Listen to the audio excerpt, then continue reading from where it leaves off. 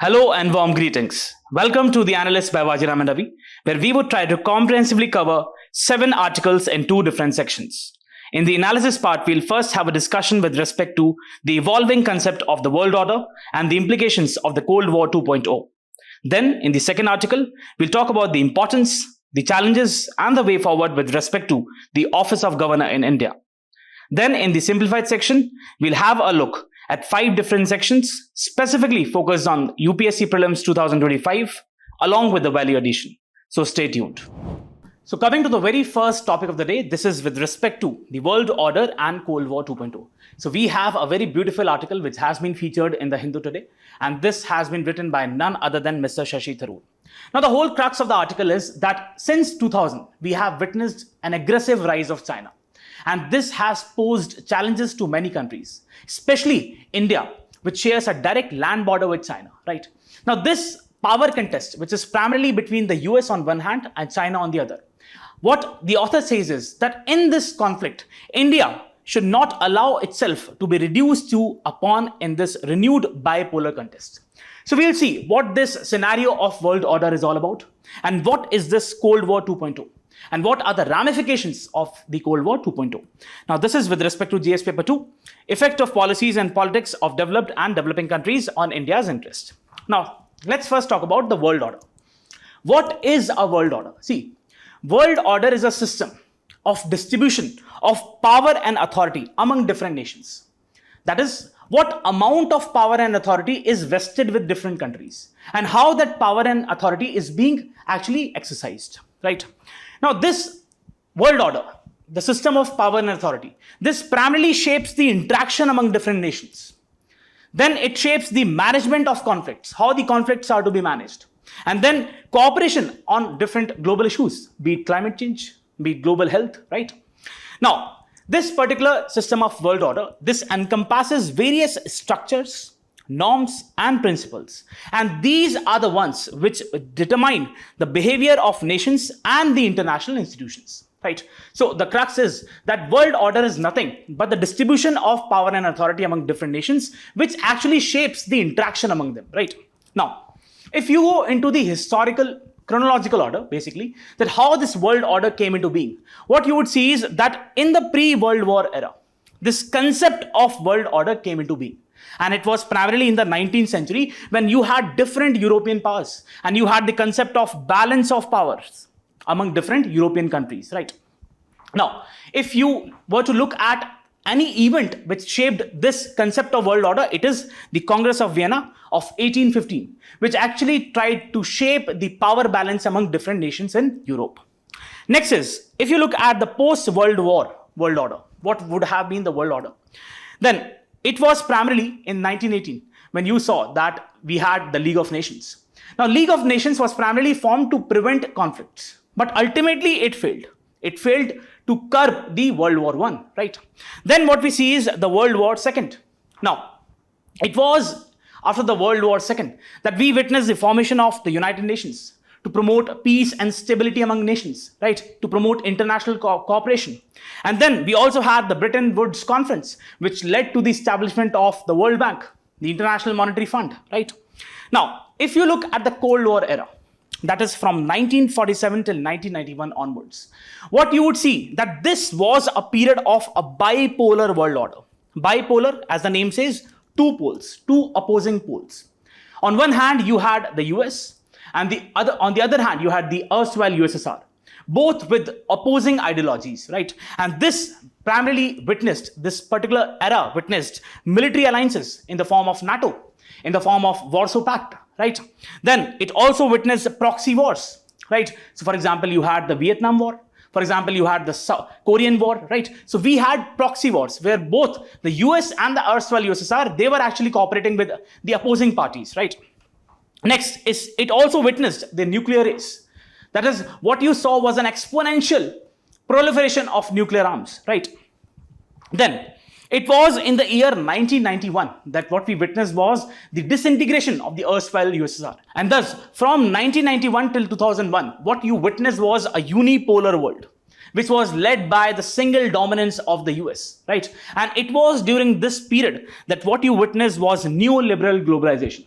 That is the objective. The US emphasized that there has to be reduced role of the state. That is, the tariff should be reduced and free market economics should be promoted, right? Then it was the global financial crisis. Now, there was a specific event in the year 2001. Now, you need to tell me which was the event which primarily gave a black spot to the US hegemony, right? Now, then it was the global financial crisis of 2007-8. Right. Now, this was an era where you saw the rise of China, right? The rise of China along with India. And then what we term it as a multipolar world, where it's not just about a single power, that is the USA, which is dominating the world politics. But on the other hand, what you have is a situation where there are multiple poles of power, be it the European Union, be it India, be it Japan, be it China, be it the other middle powers, right? Now, what this phase, which is what we are witnessing as of now also, it basically signifies geopolitical rivalries. As the topic of the day is, that the rivalries are primarily between the US and China in the domain of military, in the domain of technology, in the domain of trade, right? Then what you see is that this phase is also witnessing rapid strides in the technological advancements. Be it 5G, be it the Internet of Things, be it the artificial intelligence, be it the quantum computing, you have US and China who are primarily dominating in these technological advancements. Then what you witness is globalization along with protectionism. That is, on one hand, you are witnessing cooperation among different countries. There is more instances of globalization. But on the other, what you're also witnessing is increased protectionism, increased nationalistic policies in different countries, be it the America First of US, or be it the rising nationalism in China, right? So these contradictory principles are what we are witnessing at the same time. Now, let's talk about what is Cold War 2.0. Now, if you just talk about this construct of Cold War 2.0, what you can see is that initially we had a Cold War between the US and the erstwhile USSR. Again, what we are seeing is the repetition of the same conflict, but the characteristics have changed. Now, the parties have also changed. So initially, the Cold War was between the US and the erstwhile USSR. But now what we are seeing is that this Cold War 2.0, it is primarily between the US and China, right? Now, this basically signifies the renewed geopolitical rivalry between US and China. But you should keep in mind that Russia is not someone who is absent here. Russia is also present in this conflict, right? We'll see how. Next, what are the characteristics of this particular conflict? See, the Cold War, initially, the 1.0, the first form of the Cold War, that was primarily based on, the opposition was primarily ideological. That was primarily the liberalism versus the communism, right? But now what we are witnessing is that the conflicts are more driven by the economic angle, more driven by the technological aspects, more driven by the military competition.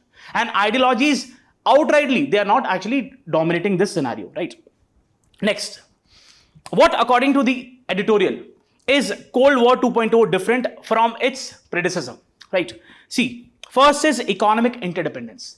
Now, if you look at the kind of economic interdependence which US and Russia had initially, by Russia I mean to say the erstwhile USSR, right, in that Cold War period, and the kind of economic interdependence which presently US has with that of China, there are quite shocking comparisons, right? First is that the economic situation of US and China, it is deeply intertwined, right? Very complexly, intricately linked, right?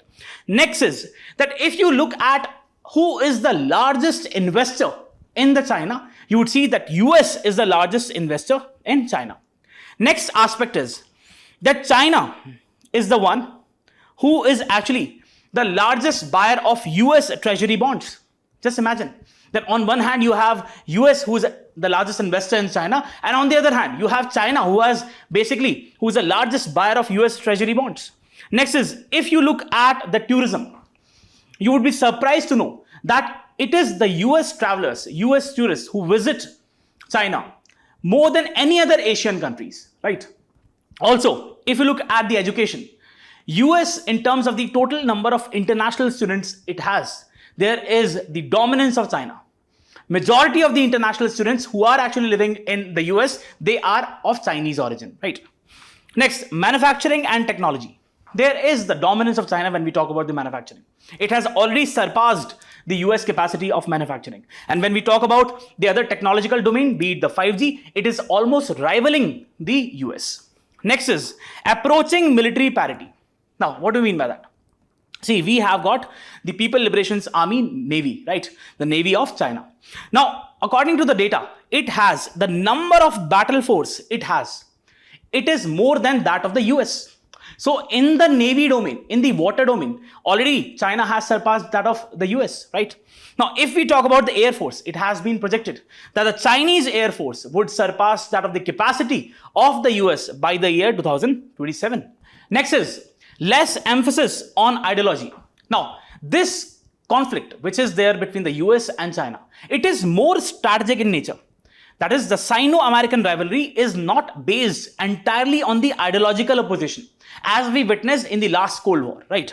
And the Chinese focus is on securing the global hegemony, right? And it is not really concerned about expanding or disseminating the communist views around different countries, right? Next is that the strategy of the US to say that it is not a war between US and China. It is primarily between the democracy versus the autocracy. That has failed. So US has its summits for democracy. Now this has primarily failed to convince the world that China is actually the perpetrator of atrocities and China is somewhat very autocratic in nature, right? Next is, what is Russia's role in this bipolarity? See, many analysts argue that it is not just between US and China where this conflict is taking place. That is, Cold War 2.0 is not just between US and China. No. What they call is that this particular conflict is primarily between US and Russia, or you must say, what ideally the analysts say, the China-Russia axis, right? So they term this axis as China-Russia axis. See, Russia is also a significant player, primarily because that both are in some way or the other, that is China and Russia, they are getting dependent on each other, right? More with the case of Russia is getting more and more dependent on China, right? So what we see is that be it the Ukraine crisis or be it the other crisis, China has outspokenly supported Russia, right? Next is emergence of the Indo-Pacific. Now this is very important. See, the whole game of Cold War 2.0, it is being played primarily in the Indo-Pacific. See, what we witnessed was that initially we had the Atlantic, which was the domain of power exchanges. But slowly the shift has taken place from Atlantic to the Indo-Pacific. And this gives prime importance to countries like China and India, right? So the domain of the warfare, the domain of the conflict is primarily in the Indo-Pacific. And this particular region, it is central to the US-China competition. And that is the reason what you see is that there have been the instances of growing alliances and groupings. For example, we have the Quad. Now this comprises of India, US, Japan and Australia, right? And they are aiming to have secure a free and open Indo-Pacific. On the other hand, you have the military alliance between that of the US, UK and Australia, which is primarily focused upon nuclear powered submarines, right? So this is the kind of the difference which the Cold War 2.0 has with that of its earlier predecessor, that is Cold War, which was primarily between the US and the erstwhile USSR. Now, what are the challenges posed by Cold War 2.0? First is, if we talk about the global challenges, it has led to the fragmentation of global institutions. So what we are witnessing is that the international institutions, be it the United Nations, be it the World Health Organization, be it the World Trade Organization, it is leading to the weakening of these organizations and thus less cooperation among different nations. Next is economic disruptions. See, because of these sanctions, trade wars, primarily between the US and China, it is leading to the disruption in the overall trade. It is leading to the volatility in the global economy. And this is obviously not good for other countries, right? Again, what we are seeing is that it is leading to more fragmented supply chains. And that is the reason what we are focusing is in order to diversify these supply chains so that the countries are less dependent on the Chinese production supplies. Next is risk of military conflict. See, again, what we are seeing is that direct conflict is unlikely, primarily because of the concept of nuclear deterrence, right? Majority of these powers, they are having nuclear arms. And because of this, what we are seeing is that the direct confrontation is likely, it's not possible. But what we are witnessing is that there are regional tensions, and this creates flashpoints, be it the Taiwanese conflict, or be it the Ukrainian conflict, or be it the Korean conflict. So these are the flashpoints. And again, it takes very less time to transition from these flashpoints to a full outblown war, right? Next is, there are issues with respect to the global governance. That is, see, there are different modes of global governance, right? Be it the Chinese mode of governance or be it the American mode of governance. So there are competing claims that our mode is better than yours, right? So this is having an impact on the international norms. For example, cybersecurity or climate change or human rights. Because on these global issues, we are unable to find a common solution because of these diverging claims on the models of the governance. Next is nuclear deterrence and arms race. See, in the Cold War, the first Cold War, what we witnessed was there was the huge proliferation of nuclear arms, primarily by the US and the erstwhile USSR. But now what we are also witnessing is that there is the presence of this proliferation. Countries are more and more having more sophisticated weapons. If not nuclear arms, what they're focusing upon is other aspects. For example, hypersonic missiles or artificial intelligence in warfare or cyber warfare, what we generally describe as hybrid warfare or non-kinetic warfare, right? So these are the areas where what you're witnessing is the technology is infusing into the warfare, and more number of countries, they are actually going for these technological warfare. Next, what are the challenges for India? First and foremost is border disputes. See, please understand, the relations of India and China have been sore, and primarily it is since the 2020 Galwan Valley clashes. So we had clashes in the Galwan Valley, and because of that, since then, the relations have not been good. Now, one of the prime reasons that, see, we have this quad grouping, right? Now, in this quad grouping, what you see is that no other country shares a direct land border with that of China. So what we are trying to say is that India faces a lot of threats from Chinese excursions. Next is strategic balancing. See, India on one hand is having the quad, taking parts in the quad, and then on the other, India is also interacting with its traditional ally, Russia, right? So see, managing alongside, it is also managing the complex relations with China. So this is something which is a diplomatic heavy task for India, right? Next is economic impact. See, India is more or less, whether you accept or not, India is more or less dependent on Chinese imports, be it chemicals, be it electronics, be it other active pharmaceutical ingredients or anything. India is heavily dependent on Chinese imports, and that is what complicates the economic decoupling. See, what is economic decoupling? That we are aiming to diversify the supply chains. That is, we are not solely dependent on Chinese manufacturing capacity, that we are not solely dependent on the Chinese imports, right? So we need to diversify these lines, and that is what we call the decoupling. We need to have decoupling.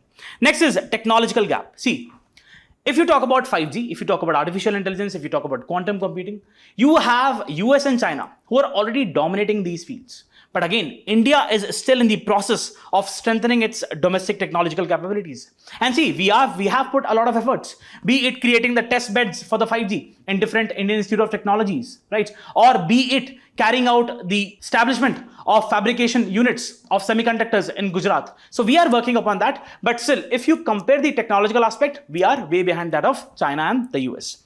Next is geopolitical pressures. See, India has this notion of strategic autonomy, right? We have always believed in strategic autonomy. So India has been more or less non-aligned or multi-aligned foreign policy. Now this faces stress, primarily because in this situation of Cold War 2.0, people are expecting, US on one hand is expecting India to take a specific stand. And that is really not possible with India, because India has to balance, India has to secure its national interests. And over there, the concept of strategic autonomy becomes really important. Now, what should be the way forward? The first and foremost is for the world. See, for the world, what there is a need is that we need to focus upon the multilateralism aspect. That is, the concept of multilateralism needs reinforcement. There has to be the strengthening of global institutions, be it the UN or the World Trade Organization or the World Health Organization. These institutions need reinforcement, strengthening, right? Primarily in terms of the funds, primarily in terms of carrying out different countries, carrying out their mandate, right? So again, what we need to actually focus upon is that we have some of the very grave common challenges, be it the climate change or the health or global trade. Now this needs strong institutions, right?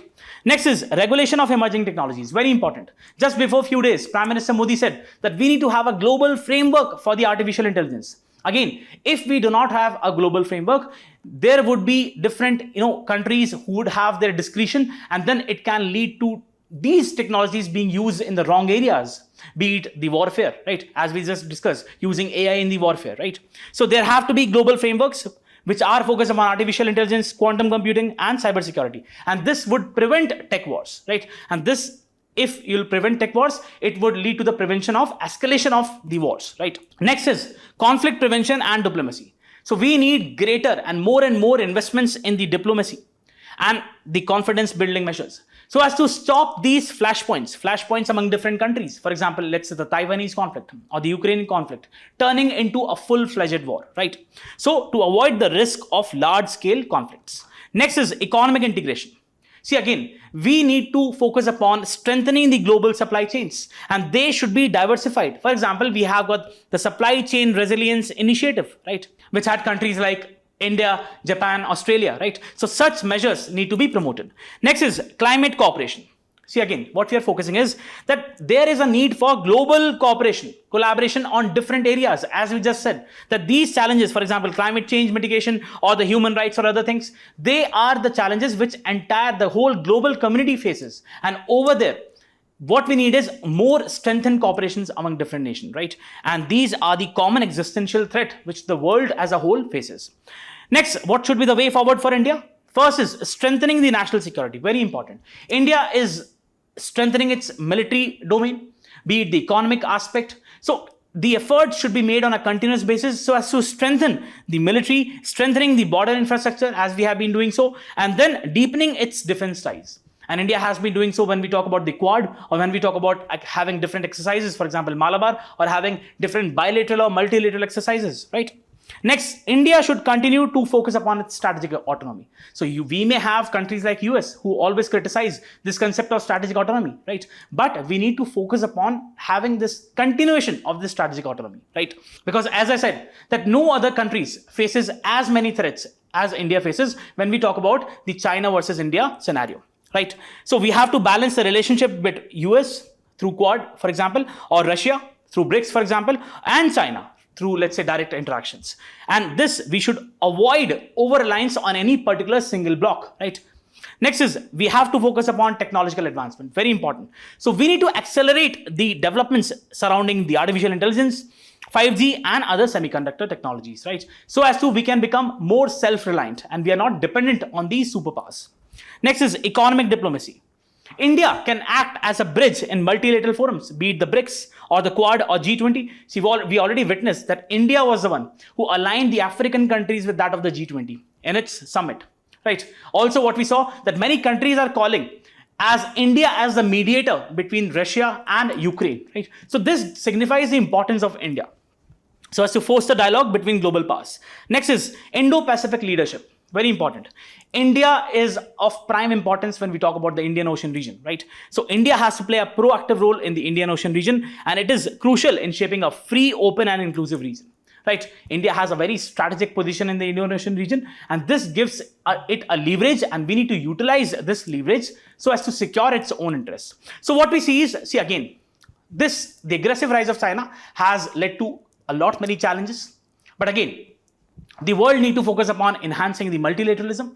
It needs to focus upon having many frameworks, global frameworks, and making sure that different countries abide by those frameworks. And for India in particular, what we need to focus upon is strengthening the military domain, strengthening its economic power, having more integrations with different countries through different dialogues, right? Again, what we see is that India is very strategically placed in the Indian Ocean region. It should continuously invest in its power, in its military power and other domains, so as to make sure that it basically emerges as a regional leader, right? So we also have Sagar Doctrine, right? Security and growth for all in the region. So India has been following the ideology of Vasudhaiva Kutumbakam. So what we need to focus upon is having good relations among different nations, and also at the same time focusing upon strengthening its defense capabilities, right? So that is what you need to know with respect to this particular article. Now, before we go to the next topic, we have a very important mains question. The question says, the shifting dynamics of the global world order, often referred to as the Cold War 2.0, presents challenges for the emerging powers like India. In the light of these developments, critically examine the evolution of the world order and their implications for global stability. Discuss India's strategic options and the way forward in navigating these geopolitical shifts. Do write a particular answer in this question. Now, before we go to the next topic, I have 3 important questions for you. The first question is to assess your preparation, that who was the first Indian to qualify the civil service examination in the year 1863? Who was the first Indian to qualify the civil service examination in the year 1863? Second, which is the largest brackish water lake in India? The largest brackish water lake in India. And the third question is that which body publishes the Composite Water Management Index and the School Education Quality Index? There's a body which actually publishes these 2 reports. Do write in the comment section. Let me see who answers first in the comment section. That is it for it. So coming to the next article, this is with respect to the very important constitutional post of governor, which we often say as the guardians of the federalism. See, in the last few years, we have witnessed that there has been a growing tug of war between the governor on one hand and the elected state government. For example, in this particular case, what we are seeing is that the political hostilities between the Tamil Nadu governor and the chief minister, they are on the rise again. And this time it has been triggered by a distorted rendition of the state anthem at the Prasar Bharati event. Be it Kerala or be it Tamil Nadu or be it even West Bengal. Right, the office of the governor has been in the news, and most of the time not for good reasons.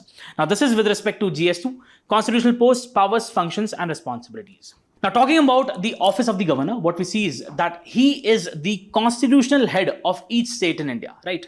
And the constitution envisages him as the linkage between the state government and that of the union government. So ideally, his work is to facilitate the interaction between the union and the states, right? Now, this office is significant because this office is expected to promote the federal structure in the country, to promote the interest of the states. Next, and to ensure that the state machinery functions within the overall framework of the constitution. So what you see is that it is the office of the governor who first facilitates and maintains the federal structure, making sure the states exercise their definite framework of power in a smooth way. And then on the other end, he also secures that the duties and functions of different states, they are being carried out in the overall framework of the constitutional principles. Now, if you go into the origin of this particular office, what you would see is that the office of the governor is neither elected directly nor indirectly. What you have is that he acts as a central nominee who is appointed by the president. Now, the origin of the office goes back to the Government of India Act of 1935. Right. And we had the 7th Constitutional Amendment Act in the year 1956, which basically said that one person can also be made a governor of one or more states. Right. Now, one of the very important aspects of the office of governor is, which was stated in the Har Govind Pant case of 1979, where the Supreme Court very categorically said that this office is a not employment under the union government. That is, this office is of independent constitutional office. Right.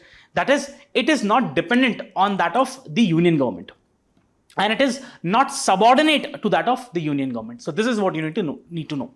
Now, what are the different constitutional provisions? So we have Article 153, which talks about the office of the governor. Then we have got Article 154, which talks about the executive power of the governor. Then we have got Article 155, which talks about the appointment of the governor by the President of India. Then we have got Article 156, which talks about the term of the office of the governor. And the important sentence here is the pleasure of the President. So he can be removed at any time under the pleasure of the President. Then we have got Article 161, which talks about the power of the governor to grant pardons, reprieves or commute sentence against those offences which are with respect to the state laws. Then we have got Article 163, which talks about that the governor to act on the aid and advice of the Council of Ministers. That is the important constitutional provisions. Now, if you look at some of the executive powers of the governor, what you have is that he appoints the chief ministers and other ministers, and it is on the basis of who secures the majority in the legislative assembly. Next is that he also appoints the advocate general and then the members of the State Public Service Commission in a particular state. Then he also has the power to recommend to the President of India to impose the President rule under Article 356. Next, what are the legislative powers? That is, he summons and prorogues the state legislature and can dissolve the state legislative assembly. Then what we see is that he addresses the state legislature at the commencement of the first session of each year. then he can withhold his assent to a bill, send it for the president's consideration, or return it in case of non-money bills for the reconsideration. What are the judicial powers? He can grant pardons, reprieves, respite, remission of punishment against those offences which are related to the state laws, right? Where the executive power of the state extends. Next, what are the discretionary powers? So he acts at discretion in cases, for example, reserving the bills for the president's assent, or appointing the chief minister in a hung assembly where no party secures absolute majority, right? And the recommendation of president's rule under Article 356. These are general provisions. Now, what are the challenges with respect to the office of the governor? The first and foremost is the process of appointment of governor. See, what we are saying is that the governor is actually appointed by the president on the advice of the central government. But again, what we have seen is that many of the times the appointments are not based on rationality. Rather, they are based on political favors, right? So what we have seen is that this raises question about the political neutrality and impartiality of the governor. Again, as I said, that there have been instances where the ruling party at the center, they have actually appointed a party person as the governor in a particular state. Now, again, what we also see is that once you have the change of the ruling party at the center, you see that many of these governors are actually arbitrarily removed or they're transferred from one state to the other. Now, this undermines the dignity of the office. See, please understand that we have this constitutional post, which is the highest in that of a particular state. Again, if you are arbitrarily removing the governor at your whims and fancies, obviously, this undermines the dignity of the office. Next, the role and powers of the governor. See, what we see is that various roles and powers under the constitution, for example, giving assent to the bills, appointment of chief ministers and other ministers, or let's say sending reports to the president over the affairs of the government of the state, how the state is being governed, or what say exercising special responsibilities, be it with respect to the 5th schedule or the 6th schedule areas, right, or be it with respect to other states. Again, what we see is that these, in majority of the cases, they are subject to discretion. And this has in many of the times led to conflicts between the governor and the state government. For example, there have been instances where governors have delayed or withheld assent to the bills. Recently, there was an instance of the same state of Tamil Nadu, right? And there were also instances in the state of Kerala where there has been what the commentators have said, that there have been arbitrarily hold on the passage of the bills, right? Now, this is obviously against the spirit of the very constitution. Or these governors have dismissed or dissolved the state governments, right? So this is obviously not in accordance to the democratic principles. Now, these actions have been criticized as arbitrary, partisan, or unconstitutional, primarily by the parties who are actually running at the state level, right, or the state government. Next aspect is the accountability and immunity of the governors. See, what initially we had the expectation was that the governor would act as a precedence analog at the state level. But what the reality has become is that now they're not acting as independent constitutional posts. What they're acting as the agents of the union government. And they're keeping a check on the elected state governments. And in most of these cases where the bill, for example, a bill has been passed by a majority of the legislature through a democratic passage, again, there has been arbitrary hold on that particular bill. Now, this amounts to the infringement of the will of the people, right? Next, that the governor can be removed from the office at the pleasure of the union government. Now, this is something which is a very arbitrary clause. Even if the governor wants to exercise rationality, even if when the governor wants to exercise the powers and principle in accordance to the spirit of the constitution, he or she cannot. Because again, if the governor would not do as asked by the central government, he or she would be removed. Next, that the governor is not even answerable to the courts while in office. So the governor has legal immunity, which is featured in Article 361. So these are some of the issues which are faced by the office of the governor. Now, what reform measures can be taken? The first is judicial intervention. See, time and again, many a times, the Supreme Court has basically intervened and has provided the relief. So the first and foremost response is, the relief is that Supreme Court should continue to monitor the conduct of these governors and issue specific directives.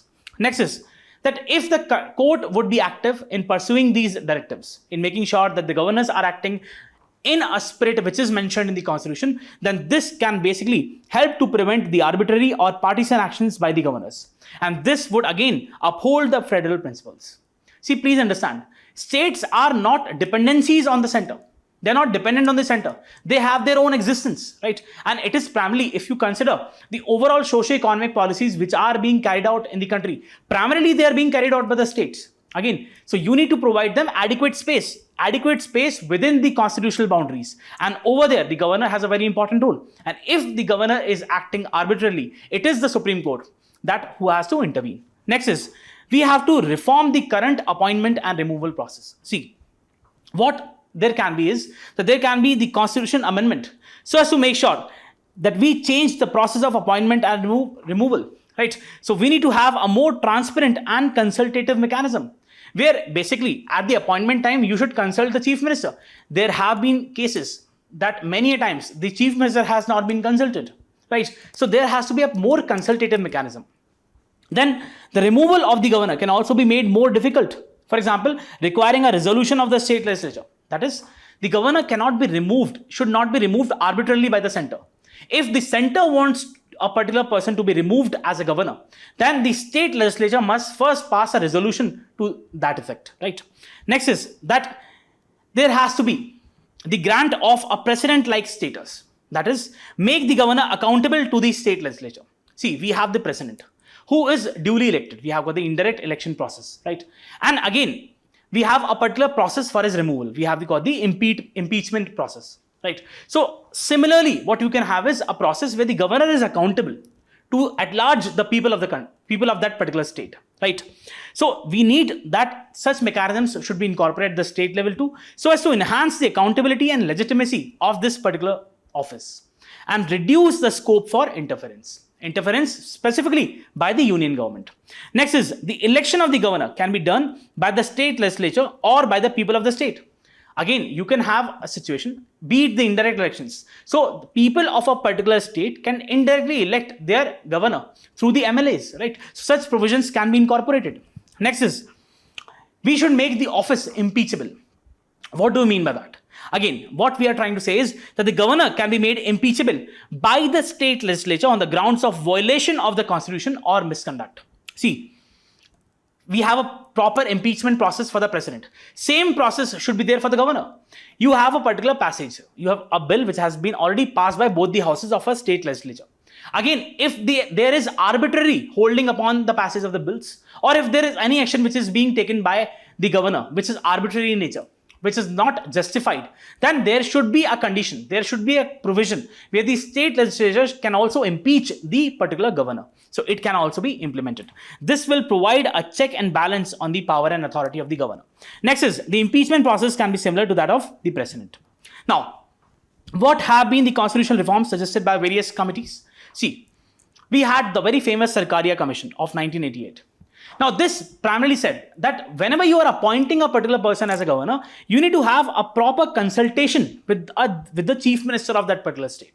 But many times, as I just said, what we have observed is that this consultation process is not taking place. Without even consulting the chief minister of a state, the governors are being appointed. Next is a person of eminence. That is, whomever you are appointing as a governor, that person should be a person of eminence, not a political figure, not a post-retirement sort of solution, which is given to many political leaders in the country, and they are then given the governor post. That should not be there. The person should be a person of eminence in some field of public life. Next is that he should not be removed before the completion of his term. Except in some circumstances, the removal should not be there, right? And he or she should act as a bridge between the center and the state. Again, the objective is to facilitate the interaction so as to make the governance more smooth. And for that, what we need is that the governor should act as a bridge between the center and the state. Next, exercise his discretionary powers sparingly and judiciously. We know that governor has discretionary power. The ambit of the discretionary power which governor has, that is more than that of the president of India. So if you are giving more discretionary powers to the governor, obviously there has to be an expectation that those powers should be exercised sparingly, that is judicially. And in those cases where there is arbitrary infringement of powers by the state legislature or the state government, only then the governor should intervene. Next is, we had the Venkatacharya Commission. So we also call it the National Commission to review the working of the Constitution. Now in 2002, this particular commission recommended that the appointment of the governor should be entrusted to a committee. And this committee should comprise of the Prime Minister, the Speaker of the Lok Sabha, the Union Home Minister, and the Chief Minister of that particular state, right? So you need to have a committee which actually recommends the appointment of the governor. Then the governor should be allowed to complete their 5-year term unless they resign or are removed by the president. That is, if there is a proved misbehavior, if there is a violation of the constitution, only then they should be removed. Otherwise, they should be allowed to continue their full 5-year term. Central government should consult the chief minister, again for the appointment process, should not interfere in the day-to-day administration. Now, this is what we are witnessing. Even for the smallest of the cases, what we are witnessing is that the governor is interfering in the working of the state governments. And that is primarily on the directives of the center. Again, the governor should act as a friend, philosopher, and guide to the state government. He should facilitate the governance process, not to basically be a barrier to that particular process. Then we had the Punsi Commission of 2010. Now, this basically said that we need to delete this phrase, that is, during the pleasure of the president. What it means is that you are just removing or transferring the governor at your own whims and fancies. That should not be there. It is a dignified office and there should be a proper mechanism in place, right? So what we see is the governor should be removed only by a resolution of the state legislature. Then we had a very important case of BP Singhal versus Union of India of 2010. Here, the Supreme Court held that the president can remove a governor at any time without assigning any reason. So basically, it substantiated that what we see, the word pleasure of the president, that he can be removed, the governor can be removed at any time. But again, the removal cannot be based on arbitrary, capricious or unreasonable grounds. That is, there has to be some sort of security of tenure. Right? There has to be some sort of stability given to that particular office because it is a dignified office. It is a very high constitutional post. So therefore, the removal or the transfer should not be arbitrary or capricious. Again, what we are saying is that this position is really very important from the angle of the constitution and from the angle of the governance, that is between the interaction of the center and the states. So what we need is that there has to be a proper mechanism, right? And the governors should not act as agent of the centers, right? If they are actually given a particular position, they should emphasize, they should know that they are given that particular position so that they can act as the guardian of democracy in a particular state. And that is what is really important. That is what you need to know with respect to this particular article. Now, before we go to the next topic, we have the main question. The question says, discuss the role of the governor in India in the context of federalism. How does the office balance its constitutional mandate with political influence? Critically analyze the recent instances where the governor's action have led to debates over the scope of their powers. 15 marks, 250 words. Do write a particular answer on this question. Now, coming to the simplified section, we have got the first article, which is about on climate finance to developing nation. See, the whole crux of the article is that we are set to have the Conference of Parties 29 to the United Nations Framework Convention on Climate Change from November 11 to 22. Now, this is said to be held as a finance conference of parties. See, again, what we see is that different countries, primarily the developed countries, they have had a lot of greenhouse gas emissions. And because of that, they are the ones who are primarily responsible for the current state of climate crisis. But again, what they have been saying or alleging is that the developing countries should also contribute their lot in basically mitigating and adapting to this crisis of climate change. But what we need to understand is that it is primarily these developed countries who are actually responsible for this current state of climate, right? So they also have the moral responsibility to contribute in the terms of the finances so that the developing and the least developing countries, they have the adequate resources with them. So they have the resources in order to mitigate and adapt to the climate changes, right? That is what the gist of the article is. And that's the reason that the authors of this article have said that the Conference of Parties 29, which is said to be held in Baku, is primarily a finance COP. That is the objective of this Conference of Parties. They are primarily focused upon getting the finances more for the developing and the least developed countries from the developed world. Now, as I said, this is the starting. Now, the article says that the developing countries, they are more vulnerable to the effects of the climate change. Why? Because they have different factors, for example, geographical factors. And because their economies, they primarily rely on those sectors which are climate sensitive. For example, let's say agriculture, right? So primarily the major chunk of the population in developing countries or the least developed countries, they are dependent on those economic sectors which are climate sensitive, that is agriculture. Now, despite being the most vulnerable, what we see is that the developing countries have contributed relatively little to the cumulative emissions, and we also have the data for it. So according to the 6th assessment report of the International Panel on Climate Change, IPCC, the developed countries, they basically account for 57% of the cumulative global emissions since 1850. And despite the fact that they hold a very small population, right? Developing countries also face competing developmental needs, right? Now, this basically makes their ability to take the climate action by themselves.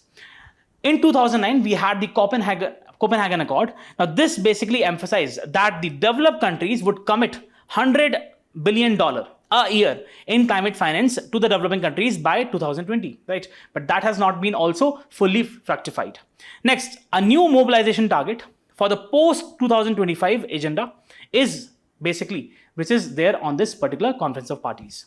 Now, what do we mean by climate finance? See, if you define the climate finance, so we have got the United Nations Framework Convention on Climate Change. Now, this defines climate finance as the local, national, or transnational financing mechanism which is drawn from different sources, be it the public, private, or alternative sources, which seeks to support the mitigation and adaptation actions and address the climate change.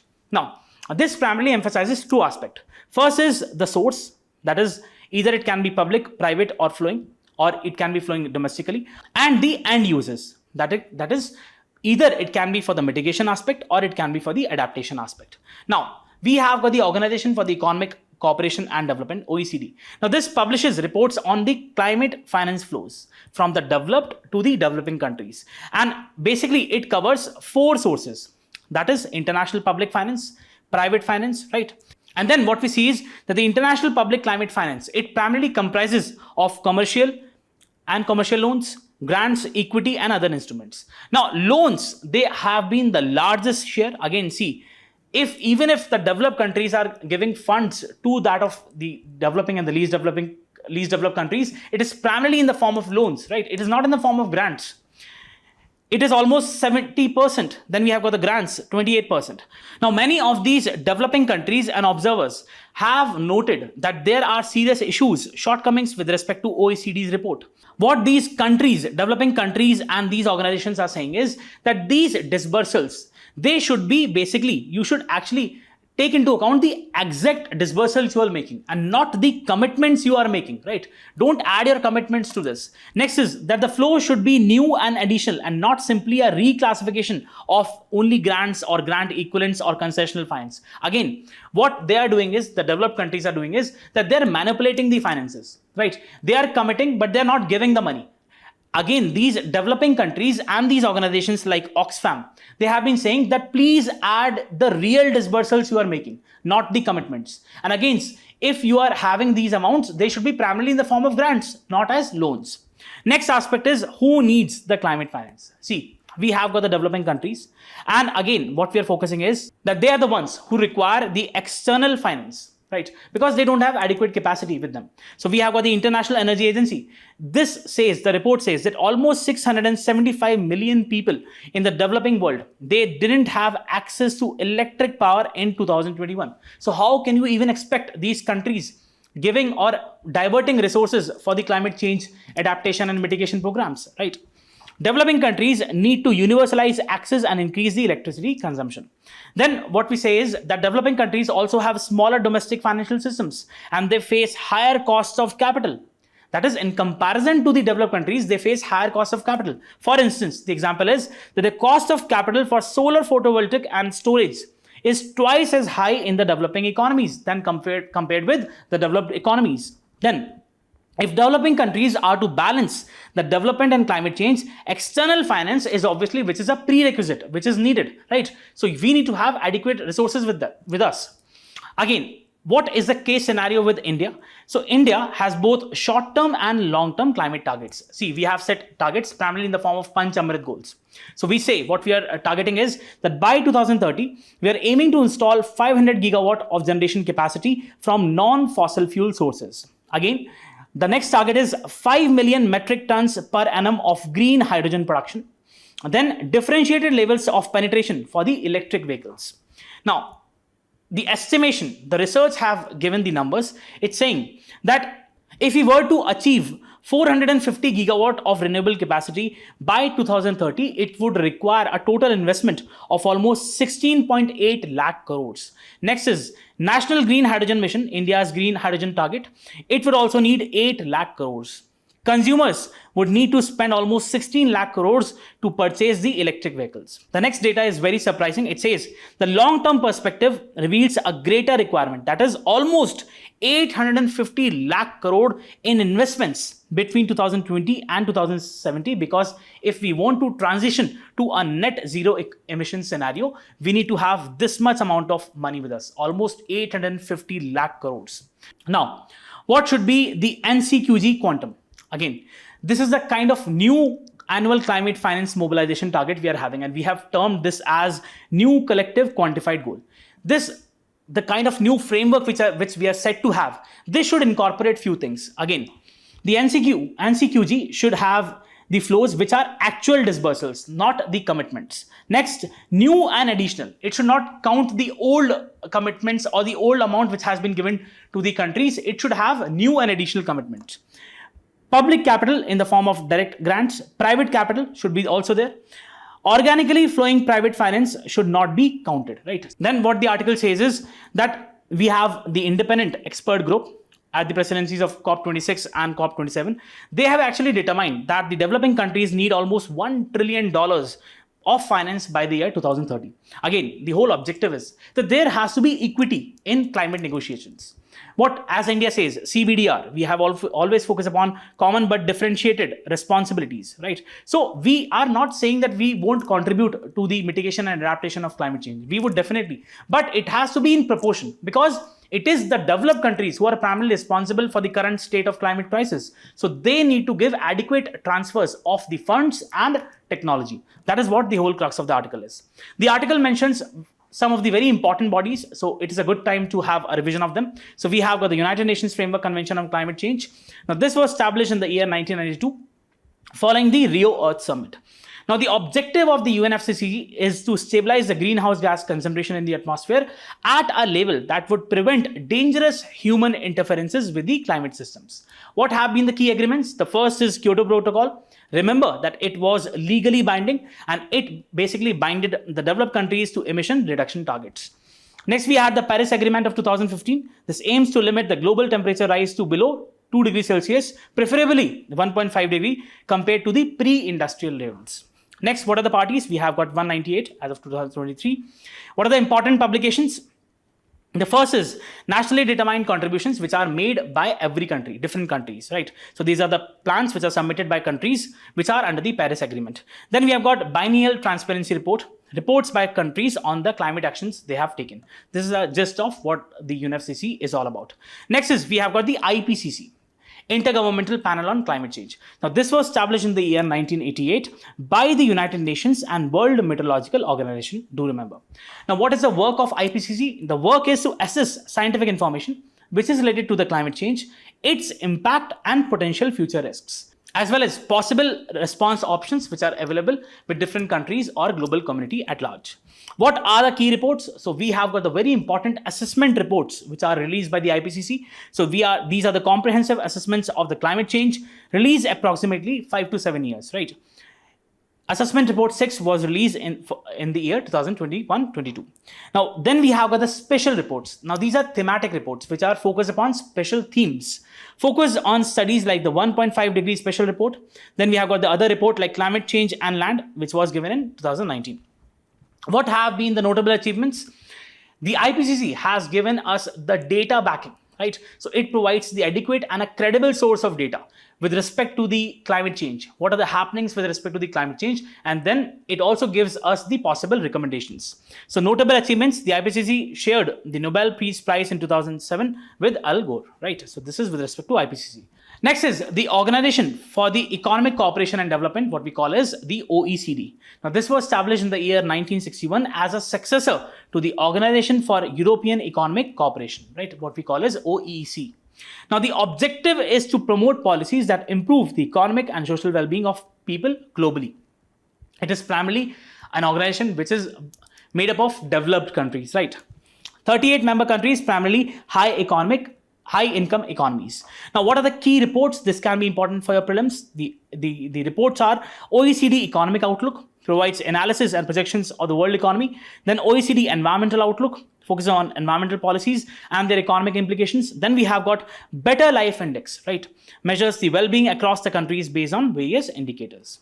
Next is International Energy Agency, IEA, very important. So this was primarily established in the year 1974 as a response to the 1973 oil crisis. So we had countries of the Arabian Peninsula. So we had different countries who imposed embargo on the oil supplies, primarily against those countries who were supporting the Israel, right? So we had this oil crisis. Now the objective of IEA is to ensure reliable, affordable and clean energy for its all member countries and beyond. Membership, 31 member countries, mainly OECD member. India is an associate member. Do remember, India is trying to be a full-fledged member, but as of now it is associated member. What are the key reports? The first is World Energy Outlook. It gives a comprehensive report on global energy trends and forecasts. Next is Global Energy Review. It is basically an annual review of energy production, consumption and emissions. Then we have got Net Zero by 2050. So this is a roadmap report for transitioning to a net zero carbon emission energy system, right? So these are the reports which can be these organizations and reports which can be important for the prelims. Now next is the Panch-Amrit targets, right? So what are the Panch-Amrit targets which basically India highlighted, Prime Minister Modi highlighted in the Glasgow COP, right? Conference of Parties 26. So the first is to reach non-fossil energy capacity of 500 gigawatt by 2030. Next is fulfill the 50% of the energy requirement via the renewable energy by 2030. Next is reduce 1 billion carbon emissions by 2030. Reduce carbon intensity to less than 45% by 2030. Then achieve the target of net zero by 2070. So these can be important if you're writing a mains answer, or in fact, it can also be asked in the prelims. That is what you need to know with respect to this particular article. So coming to the next article, it is with respect to the recent statement made by the Russian foreign minister, and he has said that India deserves to be having a permanent seat in the United Nations Security Council. So we have got the Russia's top diplomat said that his country believes, that is Russia believes, that India, Brazil and African countries should be represented in the United Nations Security Council on a permanent basis. Now this is important to ensure the representativeness of the global majority. Then this has been said by the Russian foreign minister Sergei Lavrov. Now India has been for years calling for the reform of the United Nations Security Council, has been at the forefront of years-long effort calling for reform of the Security Council, expansion in its both permanent and non-permanent categories, saying that the 15-nation council founded in 1945 is not fit for the purpose in the 21st century and does not reflect the contemporary geopolitical realities. What it says, Delhi says, is that it deserves a permanent seat at the global high table, that is in the United Nations Security Council. So we also have the British Prime Minister and the US President and the French President Emmanuel Macron, who basically supported India's bid for a permanent seat in the United Nations Security Council. Last time, India sat as a non-permanent member in this particular UN high table in the period 2021-22. And what we are seeing is that there has been a growing demand to increase the number of permanent members to reflect the contemporary global realities. Again, see, what we are saying is that this construct, the crux is that this construct of the United Nations Security Council, this is primarily, it dates back to the World War times, right? Again, it does not reflect the current realities. As we talked in the beginning, that over there, since, after the end of the Second World War, it was primarily a bipolar world, which was dominated by the US and the erstwhile USSR. But again, as of now, the realities are different. We have a multipolar world, right? So we cannot have a situation on a table where only selected group of countries, they take the decision for the whole world. There needs to be a more participatory approach, a more inclusive approach. That what's the gist of the article is. Now, if you just talk about the United Nations Security Council, the UNSC was established in the year 1945 as one of the 6 main organs of the United Nations, which is primarily responsible for maintaining international peace and security. It has 15 members, that is 5 permanent members and 10 non-permanent members. The P5, that is the permanent 5, they are China, France, Russia, UK and United States. They basically hold the veto power. This is one of the most important powers these permanent 5 members have. Then we have got the non-permanent members. So elected for a 2-year term. So India was elected in the year 2021 till 22. by the United Nations General Assembly on a regional basis. Do remember this? Currently, 10 members without veto power. Now, what are the functions of United Nations Security Council? First is to maintain peace and security. So the UNSC investigates any situation which threatens the international peace and recommends the procedure for the peaceful resolution of such dispute. And also, in many cases, takes actions including imposing sanctions or authorizing the use of force. Next is that it has a power to impose sanctions. So it can impose economic sanctions and other punitive measures to compel the states to comply with its directives. Next, peacekeeping operations. It authorizes the deployment of peacekeeping forces to conflict zones, maintaining and monitoring the ceasefire, protecting the civilians, and assisting in disarmament. Next is use of force. The United Nations Security Council can authorize the military action to maintain or restore the international peace, as it was seen in the Gulf War 1991. Appointment of United Nations Secretary General. So it recommends the UN Secretary General's appointment to the General Assembly. Then, as I said, that we have got the 5 permanent members who have the veto power. So each of the 5 permanent members can block any substantive resolution, even if it has the majority support. So that is the kind of power which these permanent members have. Now, what are the challenges with respect to UNSC? See, the first is veto power. What we are saying is that there have been criticism with respect to the usage of these veto power. See, many of the times what we have seen is that the usage has not been with respect to the interest of the global world. The usage of these veto power has been primarily with respect to having selfish geopolitical motives, right? So what we are saying is that it gives disproportionate influence to P5 countries, and especially with the use of veto power.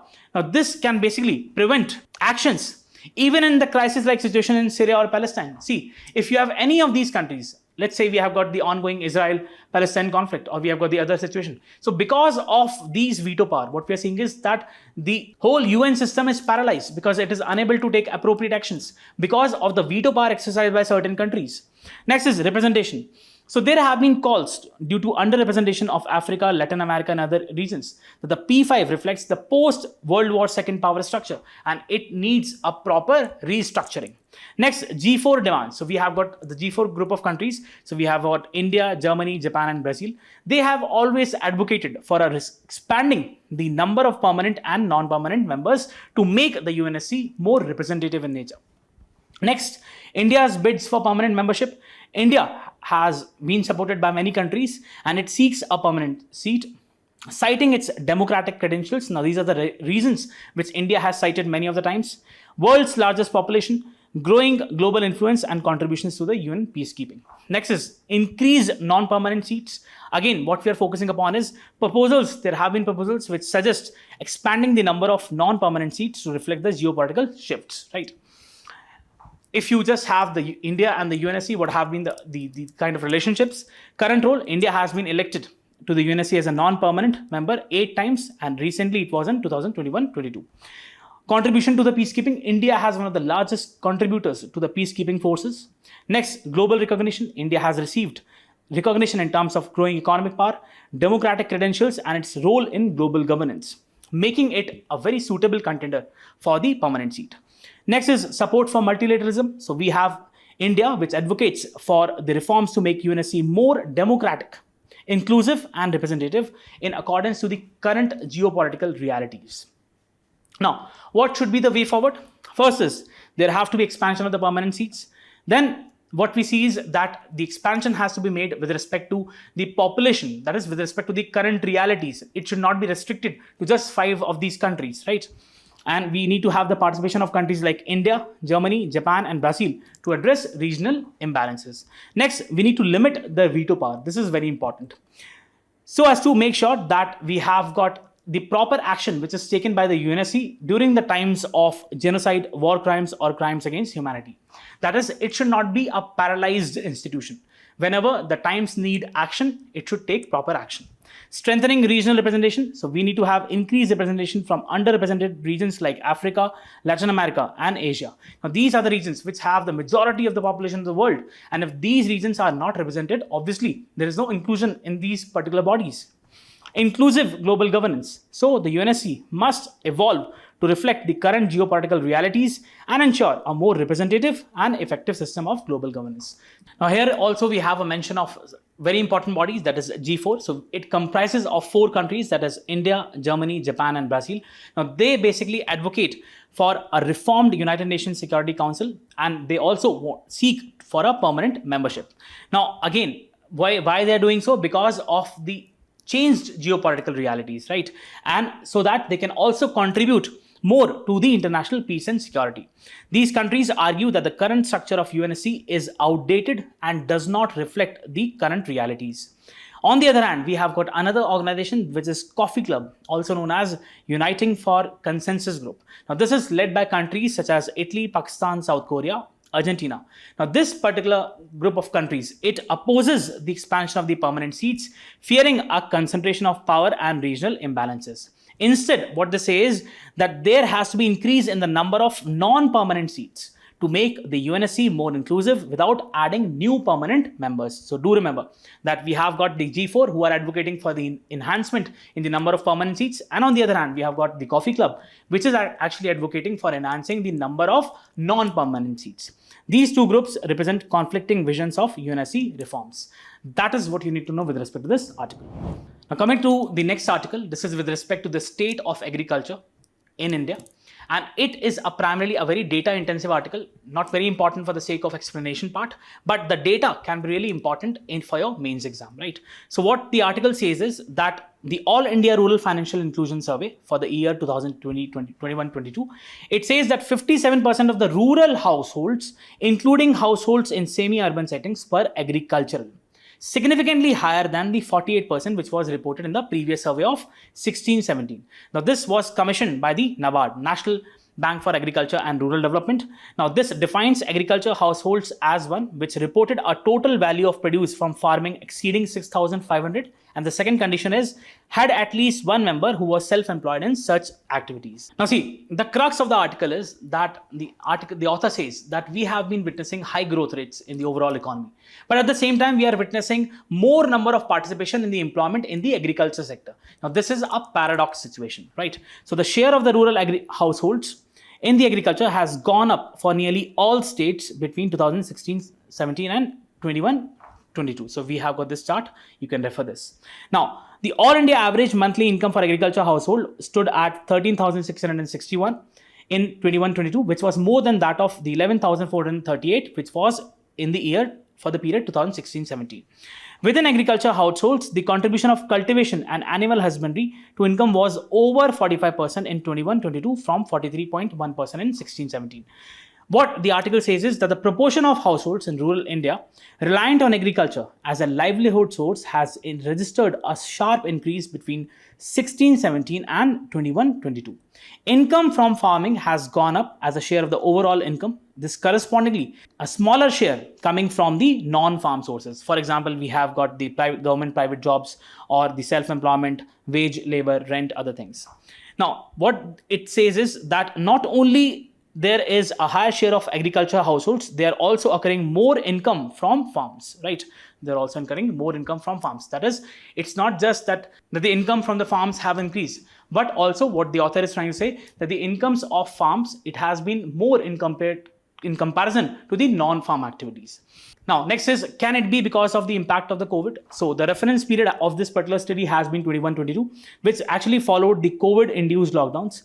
The impact of the restrictions on economic activity, there were restrictions imposed on the economic activity, primarily in the pandemic's first and second waves. Now, this can also have basically reflections on the survey numbers.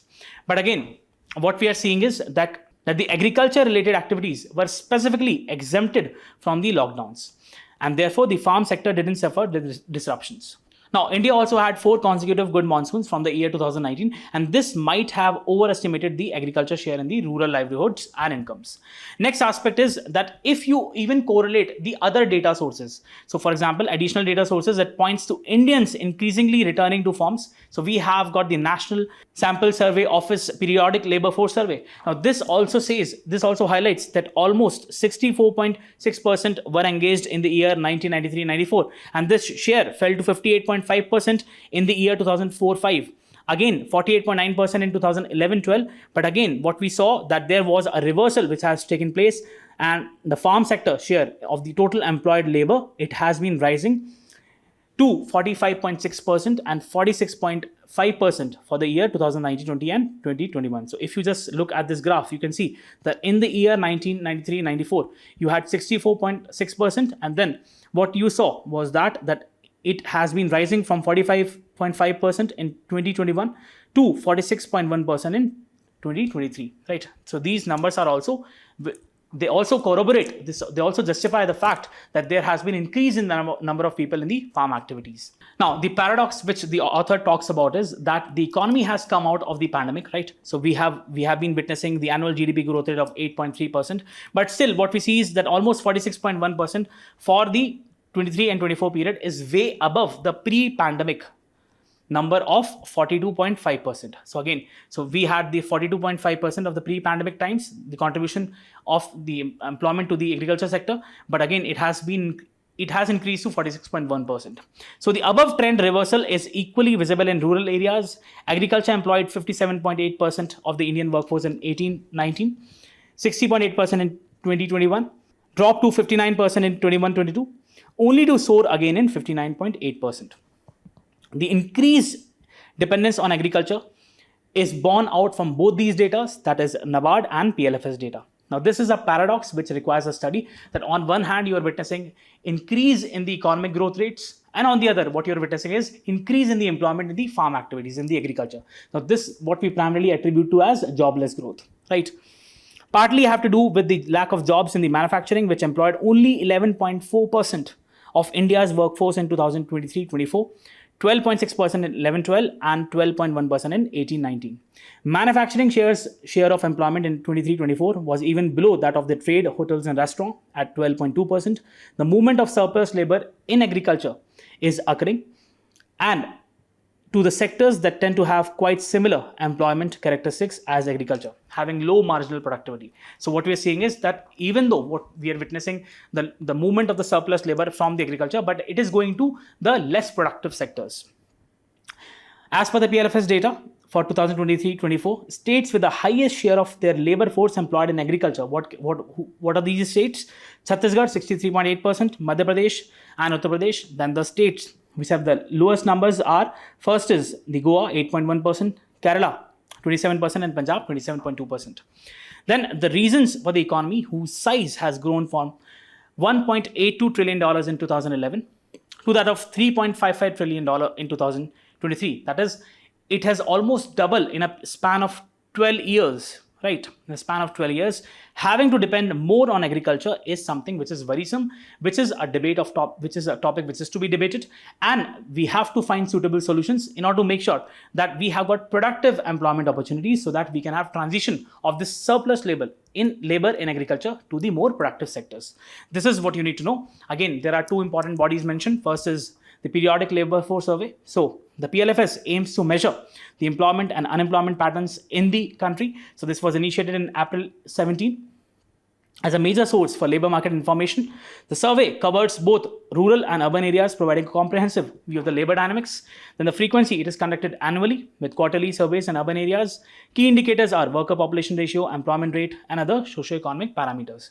Again, what you need to emphasize is that we have got the National Statistic Office. Now, this was in the year 2019, that what we had, the National Sample Survey Organization and the Central Statistics Office combined to form the National Statistics Office. Next is a mention of NABARD, that is National Bank for Agriculture and Rural Development. It was established in the year 1982 to finance and support the rural development activities, aims to provide credit and develop financial institutions in rural areas to foster rural development. What are the functions? First is provide financial assistance to the state governments and the NGOs who are engaged in the rural development. Then regulates and supervises the regional rural banks, RRBs, and cooperative banks.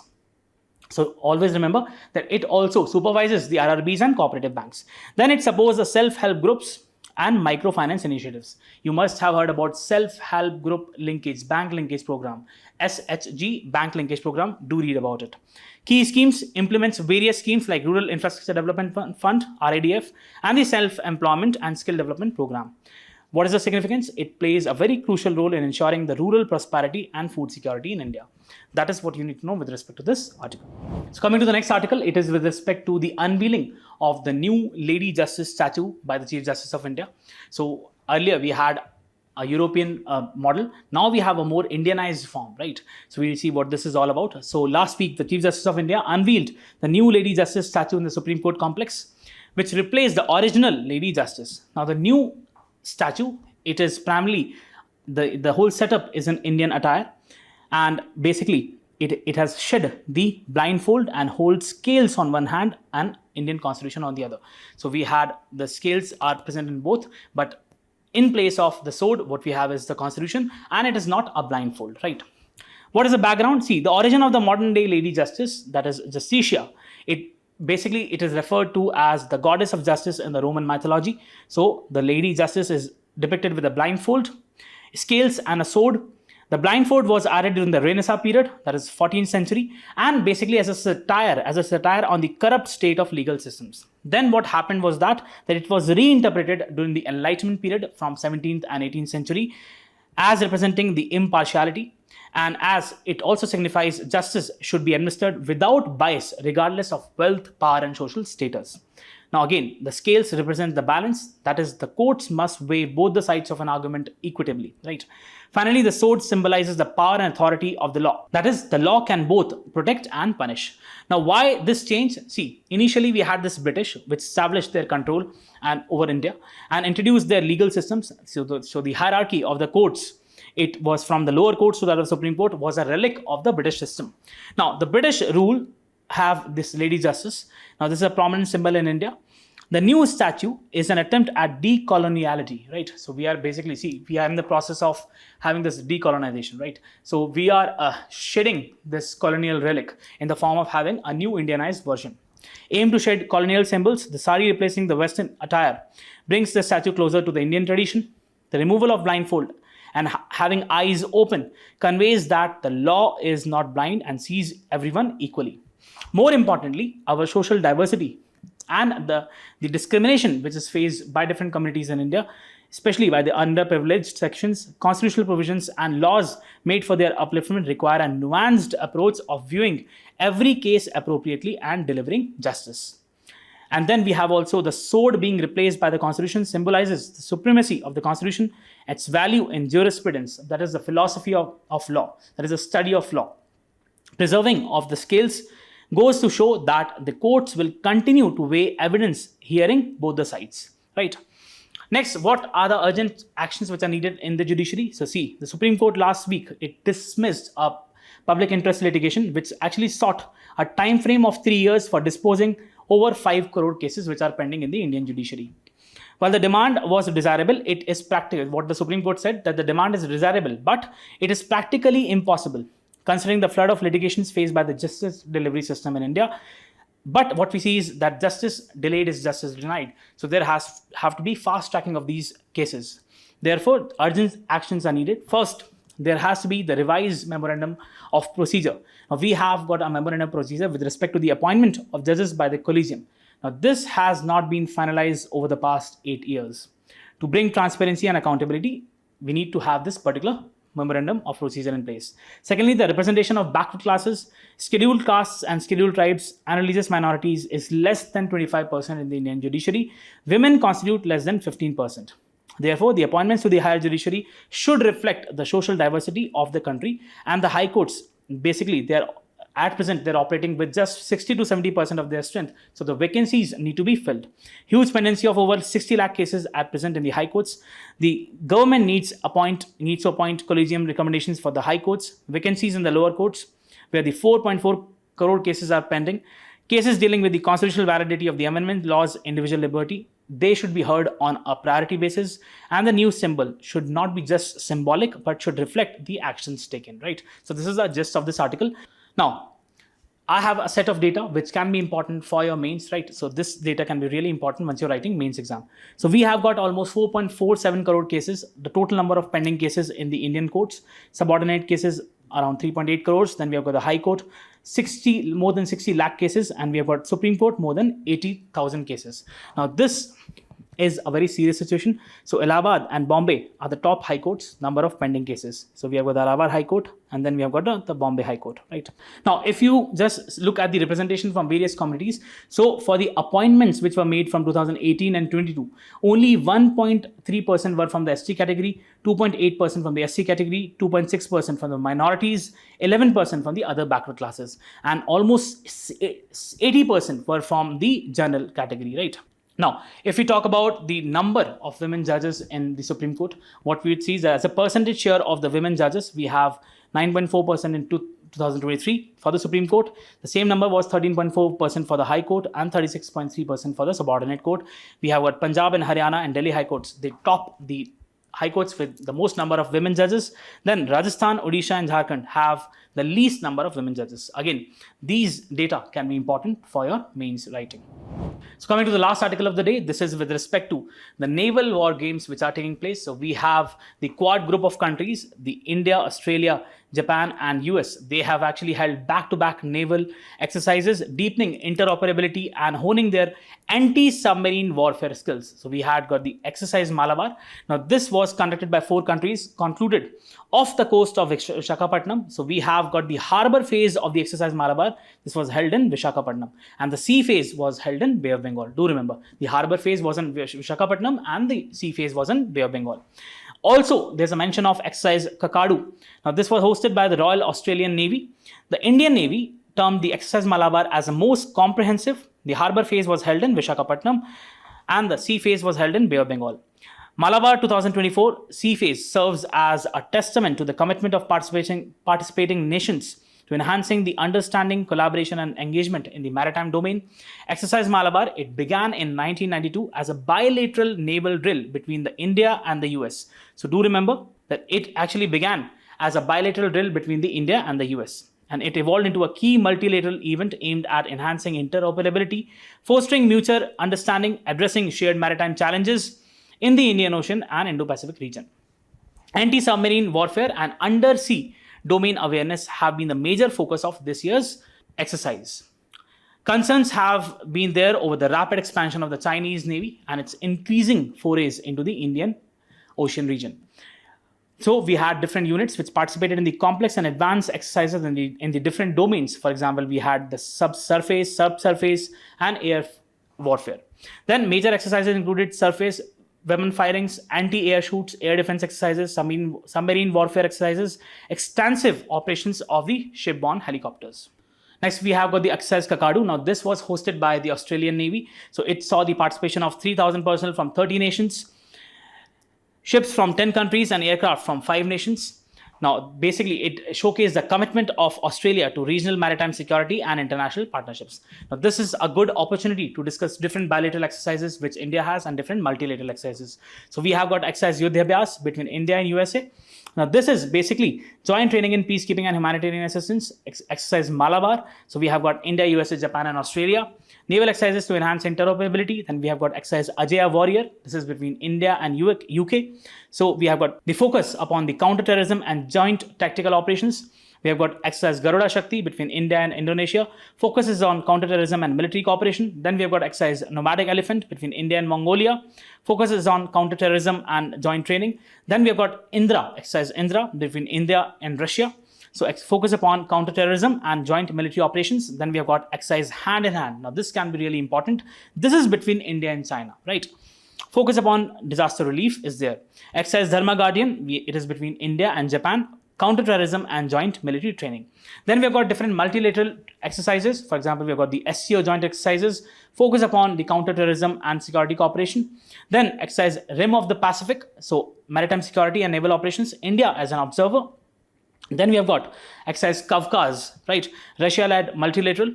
Focus on collective security and anti-terrorism operations. Then we've got exercise Vostok by Russia. Multinational joint exercises involving various countries, including India. Then we've got exercise Cobra Gold. Now this is between USA and Asian countries. India as observer. Humanitarian assistance and disaster relief. That is HADR. Exercise Tiger Triumph between India and USA. Focus upon is the humanitarian assistance and disaster relief. BIMSTEC military exercises, collective security and disaster relief among different membership countries, right? So these are the information. This is the information which can be really important for your prelims, right? So that is it for today. I hope you really enjoyed the session.